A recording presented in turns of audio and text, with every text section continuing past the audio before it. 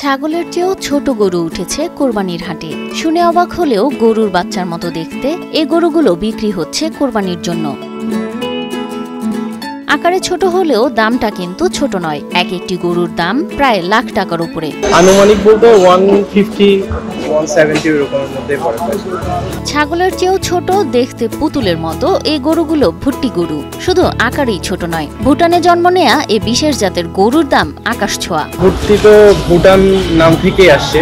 এটা হাইডের কারণে আসলে বেসিক্যালি সবাই ভুট্টি বলে থাকে। চট্টগ্রামের জিকে এগ্রো ফার্মে ভিড় করছেন ক্রেতা ও দর্শনার্থীরা। বিশাল গরু ছেড়ে কিছু মানুষ ঝুঁকছেন এ ছোট জাতের গরুর দিকে। পিচ্চিরা বেশি পছন্দ করে, গার্ডিয়ানরাও পছন্দ করে।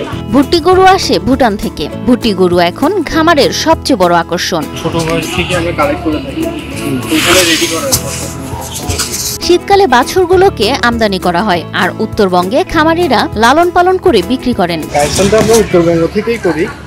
আর হচ্ছে আপনার সময় বলতে আপনার ধরেন 8-9 মাসের উপরেই সময় লাগে একটা গরু একটা প্রপারলি রেডি করতে।